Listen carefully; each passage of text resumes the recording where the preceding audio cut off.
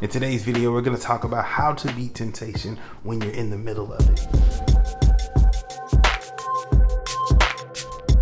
Yo, what's up everybody? This is James Howard Jr. and I'd like to thank you for tuning in to the video today. If you're new to this channel, we're all about empowering men to honor God in every single aspect of their life. So if you're interested in videos like that, I want you to consider subscribing. So how do you beat temptation when it's right there in front of you? There's a great story in Genesis chapter 39 verse 10 where we talk about our boy Joseph. So just a little background, Joseph was sold into slavery by his brothers.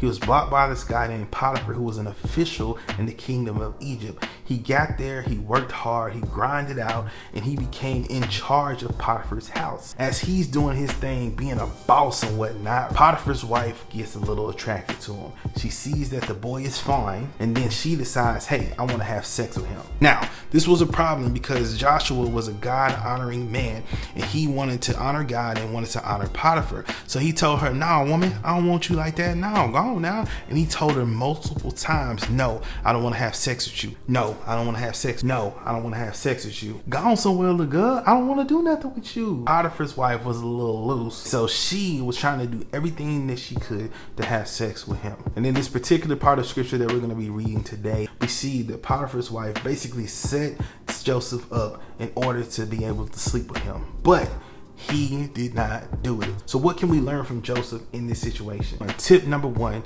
you have to be aware. As you go through your life, you need to be aware that the devil is trying to do everything he can to tempt you. He can't make you sin, but he can tempt you and try to get you to make the choice to sin, but you have to be aware of his game. And most of the times when you're aware, you can see the devil for who he is and you can see him for his tricks. And sometimes it kind of gets a little funny because you're like, really? Really, you want to try to do that right now? Come on, man.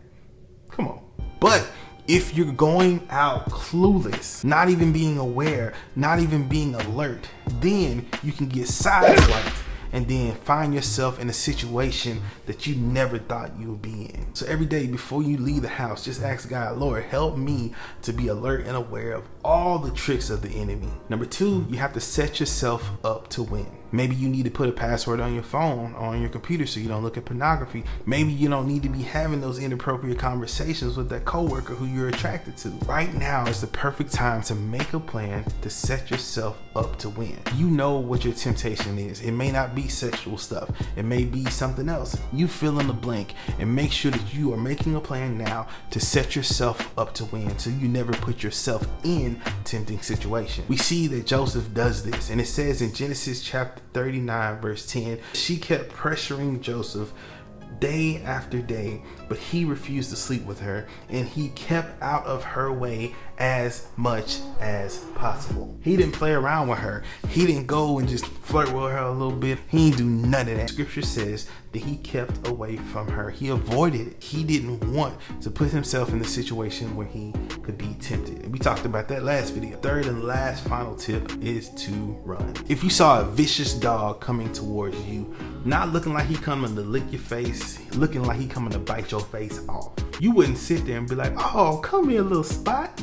Oh, look, it's so cute. Come here, let's just cuddle. No, if you see that a vicious dog is coming your way to intentionally do harm to you and your body, no matter how much of a dog person you are, you would do everything you could to get out of its way, wouldn't you? That's how sin is. Don't care nothing about your life. Yeah, it's fun. Yeah, it may seem cute at times, and sometimes we treat our sin like it's our little pet.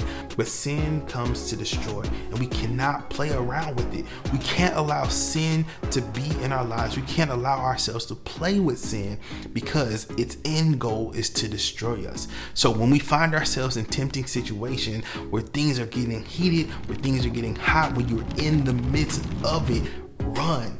Turn the other way. And if you're not physically able to run, do what you have to do to avoid it. Maybe look the other direction, maybe move your seat, maybe move your position at where you are, maybe go to the bathroom, go walk outside and take a break, or whatever you need to do.